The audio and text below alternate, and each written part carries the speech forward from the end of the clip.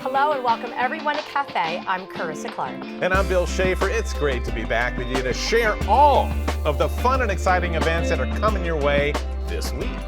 All right, have you been to the Central Florida Zoo? Oh, I love this. I love it too. It's like I love this and that and everything. Even when you don't think you're going to have a good time, you go to the zoo. And you have a good time. Check it out.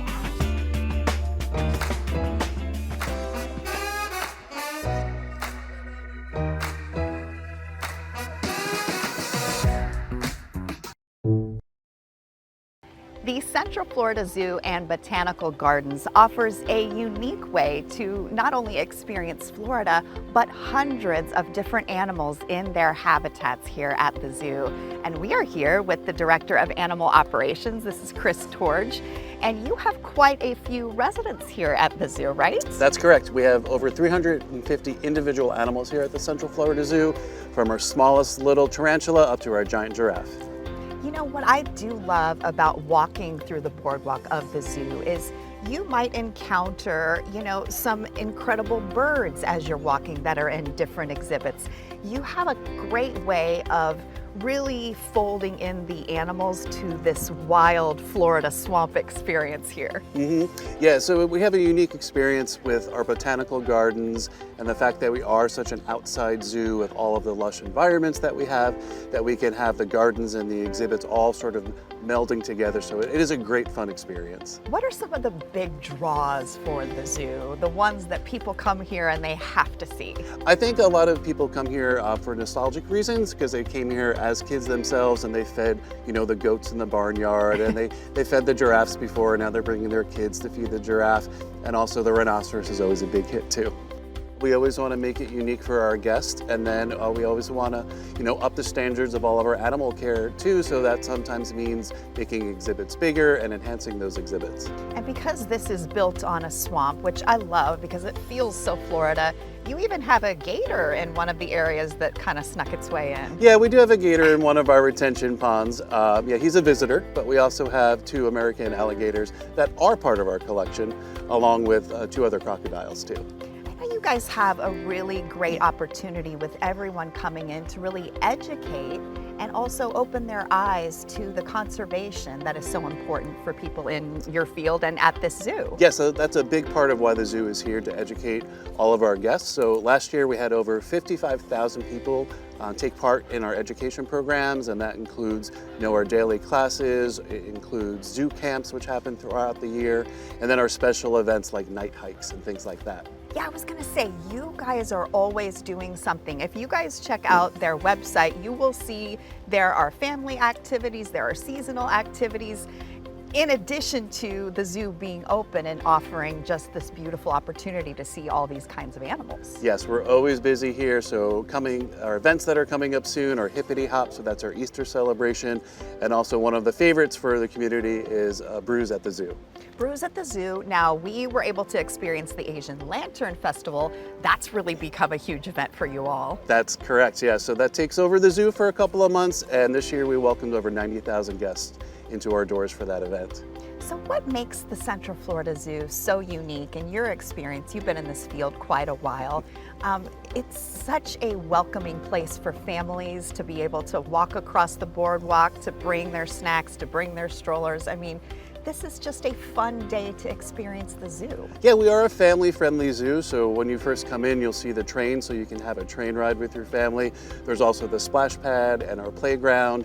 And in terms of our exhibits, we like to have animals here that you're not going to find at all of our other zoos that you will find, an hour or 2 away. So we have our Jacoan peccaries, we have our Fusa, we have our blue duikers. So these are animals that you're not going to see at all of those other bigger zoos that are around the corner. I was going to say, I need to get out my dictionary because I don't know what you just said, but that's what it's about, right? Yes. It's about becoming educated. It's about learning about all these different species of animals, and you have a lot of species here too, right? Yes, we have many species of animals.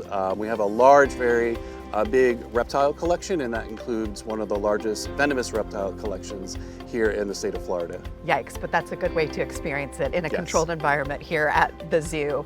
So you also have animal encounters in addition to all these events and just having this beautiful day at the zoo. You can get up close with some of these animals, right? Correct. So for a small donation, you're welcome to feed our giraffe, and that happens from 10 to 3 every day. There's also certain days throughout the week where you can meet a rhinoceros. And then on Friday, Saturday, and Sundays, we do what we call Amazing Reptiles, where some of our reptile keepers will come out into a demonstration area and show you some of our reptiles, and some of which will be venomous. Okay. Well, at the end of the day, why do you think it's so important for people to be able to come and learn and experience the zoo? For us, it's all about conservation. So if you come here and you see something that inspires you, to recycle more or plant a butterfly garden or donate to a conservation fund, then we've done our job. So just something to be able to inspire someone coming in to learn more, to do more, to be more involved in nature. Correct, and you never know, because I was that little kid that was always excited to see the animals at the zoo, and now here I am. Now you get to see them every day. Yes. Well, thank you so much, Chris Torch, the Director of Animal Operations here at the Central Florida Zoo. And as you can see, there is a lot more to learn, so please check out their website at centralfloridazoo.org.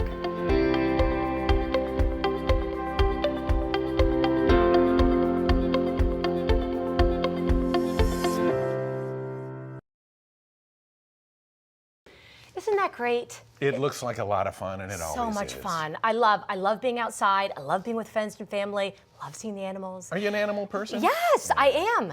I love the monkeys too. A primate girl? Yes, I am. Yeah, my parents always said, look for a primate girl. They're the best. I love that. You're great. All right, so kick off the month with a little ink, imagination, and family fun at Summer Family Art Workshop's Printmaking Party on July 1st from 10 a.m. until noon at the Art and History Museum's Maitland Art Center. Young artists and their grown-ups can dive into a hands-on morning of colorful creations and take home something uniquely their own. For more information, visit artandhistory.org. Isn't it always more fun when you get to work together with your kids to create things that even surprise you, huh? And if you like your holiday weekends with a cool jazz groove, you got to make plans for this. The Andrew Yuska Quartet. It's on the 3rd, right before the 4th, from 8 to 10 p.m. at Blue Bamboo Center for the Arts. Great venue. This event is cool. It's a smooth, sophisticated evening. How many times do you wish you could find one of those? Led by a rising talent who really knows how to turn a summer night into a swinging good time. You can learn more at bluebambooartcenter.com. Then turn up the patriotic spark for Red Hot and Boom on July 3rd from 5 to 10 p.m. at Crane's Roost Park. This Central Florida favorite brings together live music and family activities, food, and a fireworks finale big enough that the sky gets to show off a little. Get the details at altamont.org. So many great things coming up, because the 4th wouldn't be the 4th without the big kahuna, right? Fireworks at the fountain. It's actually on July 4th from 4 to 10 at Lake Eola Park. This long-time celebration fills the heart of downtown with live entertainment. There's festive energy and a fireworks spectacle that never fails to just really etch itself right into your memory with oohs and ahs and a few goosebumps along the way too, and you'll find out more about that at orlando.gov.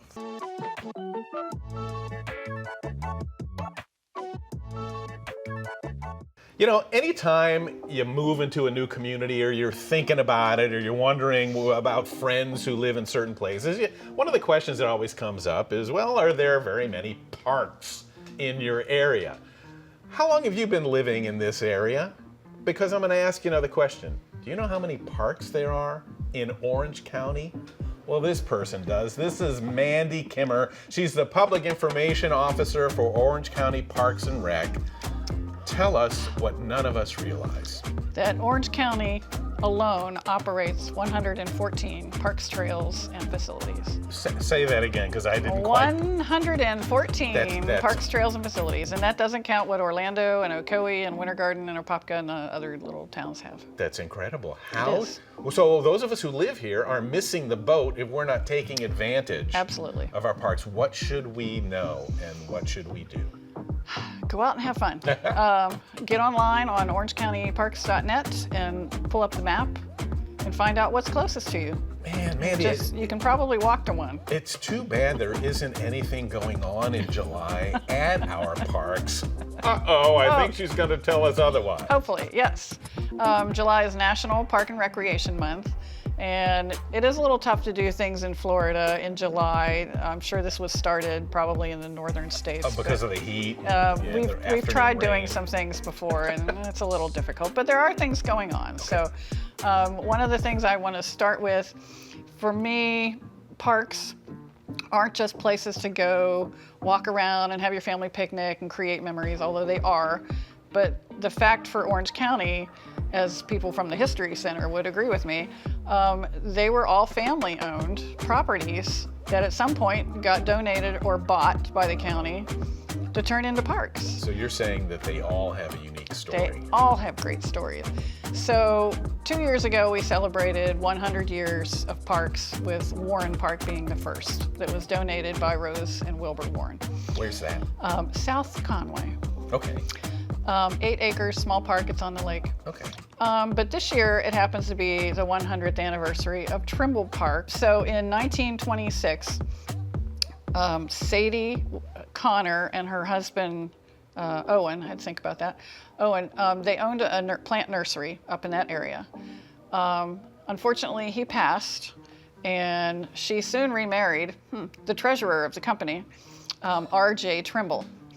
And there reportedly was about 600 acres that they had this nursery. So they donated 27 acres to Orange County to make the second park that the county had. And at that time, there was no such thing as a park system anywhere. So the roads department basically took care of cleaning them up, I suppose, and making sure that they looked good for everybody. So here we are 100 years later. So on Sunday, July 19th, it'll be the 100th birthday, if you want to look at it that way, of Trimble Park. And we're probably going to go up and kind of surprise people and take some ice cream and do a little ice cream sundae thing. So. What are they like?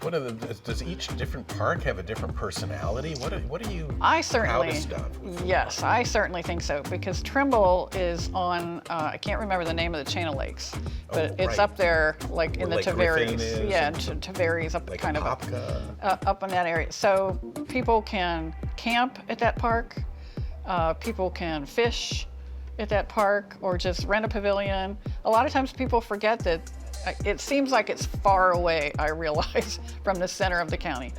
It's a nice drive on a Sunday, go all the way out there and just enjoy nature while you have the chance. It's beautiful. Do you have to plan this in advance? Can you be spontaneous with it, or? Somewhat. If you just go to a park, you're probably going to be able to get a picnic table and maybe a nearby grill that you can use. And they're pretty big grills. They're about the size of a table. Better if you're planning, 10, 20, 30, 40, 50 people, you better rent a pavilion.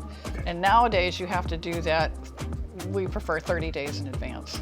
And you do that on the website? Do you have to put down like your firstborn as collateral? No, actually, if you have 50 people, it's only $50 and you get it for the whole day. But we still, right now, have people just email in, and I forward that email to the staff, and they check the date, and they get in touch, and if it's available, staff sends the paperwork, and you can get it. You brought a lot of stuff. I want to give you a chance to get through some of this, Yes, too. there's so much going on. So one of the things on the other side of the county at Fort Christmas that staff started just last month was the Fort Christmas Frontier Experience. A whole new program where kids can go on a Friday night. We have certain dates. We have nights for boys and nights for girls, so they're separate. But opposite weeks of the month. We've done it for June. It seems to be going pretty well. So we still have spots open for July for both boys and girls. You can go online and look up the information. What age are you? This is kids who have completed 3rd grade through 5th. Okay. So it's kind of an age where they kind of like to explore and they're not afraid to be away from home. And so they're going to go in the morning, spend Friday at the park, and then spend Friday night sleeping outdoors, assuming the weather's cooperative. Parents are rushing to the website to sign their kids up. I think it sounds like fun. I never had camp opportunities. I think this is pretty cool. And it's only, I'm looking for the price, $50 per night for this opportunity. And they get to also eat like by the campfire food. Oh my gosh. If kids have allergies, they can bring their food and staff will work around that. Of course. What other kind of cool things go on? I didn't even know you did things like that. I know, we just started. So they're also trying to do some activities, some outdoor activities, and get kids closer to nature, and maybe explore the museum, the Fort Christmas Museum while they're there. So sounds like fun to me. Working around with all of the parks, like you have a really interesting seat of life in Orange County and a unique perspective that most of us don't have. What do you wish we knew? I wish people would realize that because there are now 1.5 million people living in this county, if not 1.6 million, somewhere around there. And then we have all these tourists who come to town who also occasionally will want to rent a pavilion and have a family picnic or something. That you need to plan in advance. If you want to have your lovely family picnic, you really need to schedule it about 3 months ahead, at least. You know, people end up being, you think towards the easiest thing these days, I think, and people will think, and I know they're not around anymore, but like a Chuck E. Cheese day or going to some restaurant or something like that. Right. And I don't know that all of us, I know you're crowded, but a lot of us don't think of parks right off the top of our head. How would you sell that against, like a restaurant or other things to do? Yeah. Well, one of my great family memories is just from growing up in Pennsylvania, Western Pennsylvania, is just that we would go out to a park on a Sunday and find a table, and Dad would grill, and my grandparents were there, my aunt and uncle were there, and they're gone now. They're all gone. So it truly is like a whole family. Oh, activity. the memories you can create just by getting away from all the technology would be incredible. And how do we compare to other areas like we started off talking about? Some of the other towns and things. Yeah, or out of state. You know, most of us have moved here from somewhere else. I every time I go into Moss Park, I think it looks just like what I grew up with in one of the state parks at home. Let's do that. Let's name some of your, don't tell anybody. Let's name a few of your favorites. Oh, in Orange County. Yeah, of course.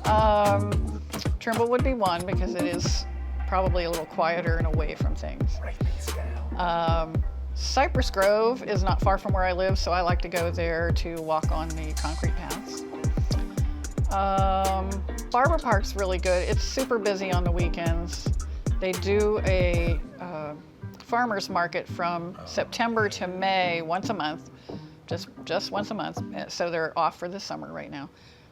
It's not our event, but residents from the community put that together every month, and it's really quite a production. So once again, what's the website to go to that really contains all this? OrangeCountyParks.net. So this is where to check out, because we forget.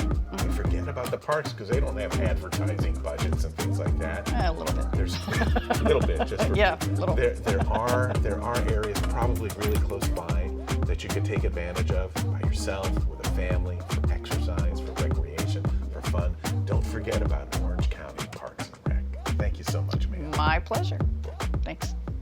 Also lighting up the holiday is the City of Kissimmee Monumental 4th of July celebration. It takes place on July 4th from 7 to 9:30 p.m. at Kissimmee Lakefront Park. Families get to enjoy live performances and kid-friendly fun, food trucks, and a fireworks finale over the water that should be nothing short of dazzling. For details, go to osceola.org. Such a beautiful setting there, too. And for how about this? This is, if you like more of a small town slice of red, white, and blue, check out the All-American Kids Parade. It actually is on the 4th, and it starts early, 8 a.m. Starts with a pancake breakfast. How do you top that, right? Followed by the parade stepping off at about 10 in downtown Winter Garden. Don't complain. Deck out your bikes, your wagon, and the little ones in their most patriotic finery, and I guarantee you'll find a morning that is as charming as it is cheerful. More information on that is at WGHF.org. And if your holiday mood leans a little more reflective than razzle dazzle, take in the Morse Museum of American Art Independence Day celebration running July 3rd through July 5th. The museum will offer free admission all weekend, making it the perfect stop while celebrating the holiday in Winter Park. It's a lovely opportunity to pair a weekend of national pride with a little beauty and history and artistic brilliance. Visit morsemuseum.org. Yeah, and if you've never been to the Morse, because sometimes it can get overlooked, it's there on Park Avenue, you think you can always go. Right. This is a great reason Yes. to at least duck in because you can do it for free and check it out. I know, it's always a good idea. it's a lot of Get fun. out, enjoy life. I love the Morse. Yes, I love life. The Morse, the merrier. Yeah, oh, I love that. Yes, they should use that, Oh, don't you think? that's good. Well, that wraps up this week of events. If you have one that you'd like to share with us for next month, send us an email at cafe@ocfl.net.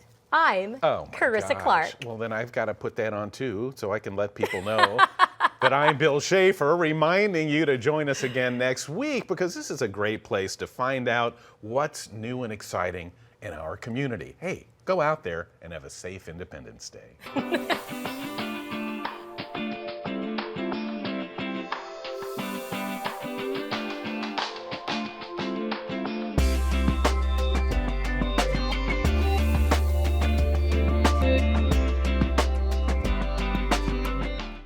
So for Taste of the Town, I had the pleasure of visiting the pub in Point Orlando.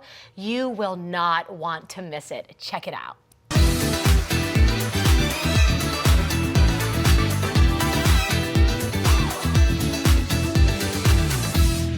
Hello and welcome to Taste of the Town. I'm Carissa Clark. I'm here at the Pub Orlando in Point Orlando, and I have the pleasure of introducing you to their service manager, Miss Arabella Consenso.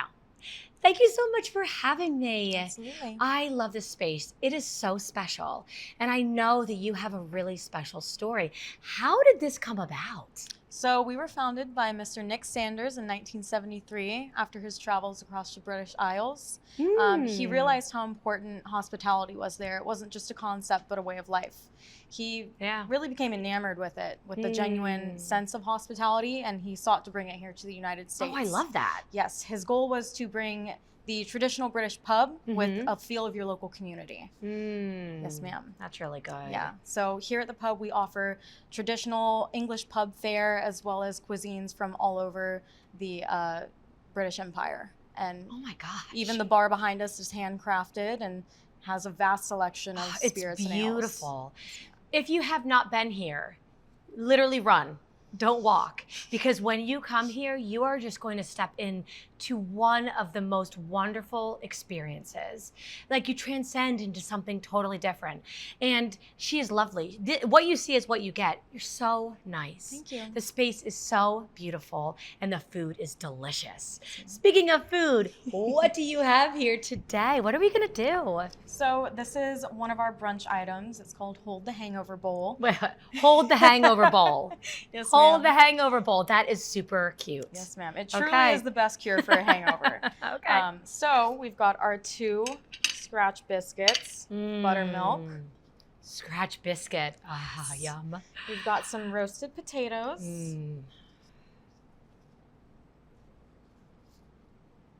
We've got our scrambled eggs. Oh, this is literally like a little bit of everything. Yes, This is ma'am. genius. Yes. It's perfect. All right. And we've got our handmade sausage gravy, our shredded cheddar cheese, chopped bacon. This is awesome. You all have thought of everything. Yes, ma'am.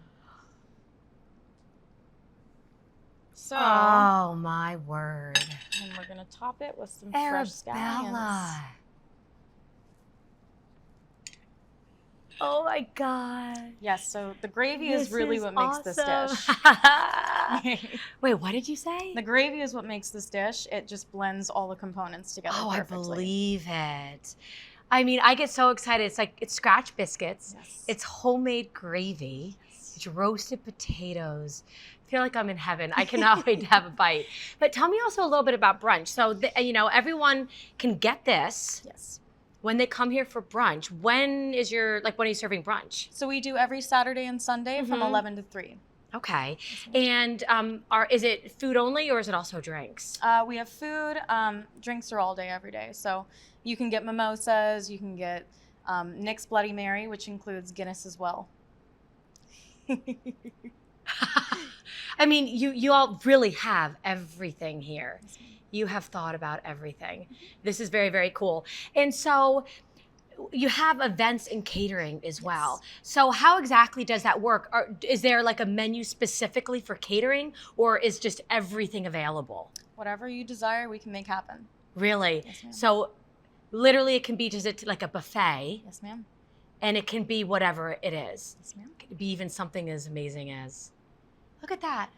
Look at that hospitality. I mean, sincerely known for the hospitality. Yes, ma'am. That is really, really great. And I love the story. There's something to be said for entrepreneurship and being inspired, but also having follow through. So this concept has been around since 73, you said. Yes. That's a long time. And everything in here it's the real deal. It's the real deal. And everyone comes from all over and they continue to come. They continue to come back. I know that I'm continuing to come back. It is awesome. Okay. And I bet this is going to be even better. Okay, let's do it. Yes, ma'am. So, okay, I'm going to go for a little bit of the biscuit because I'm a biscuit gal. And then, let me see here. We're going to do the gravy. I want to like eat all of it. Okay, here we go. Oh my gosh. Wow. That is awesome. Oh my gosh. I want to keep eating it. Miss Arabella, thank you. Yes, ma'am. Oh, I love that. Please go to the website for more information. I invite you to come here to the Pub Orlando for your taste of the town. Until then, I'll see you around town.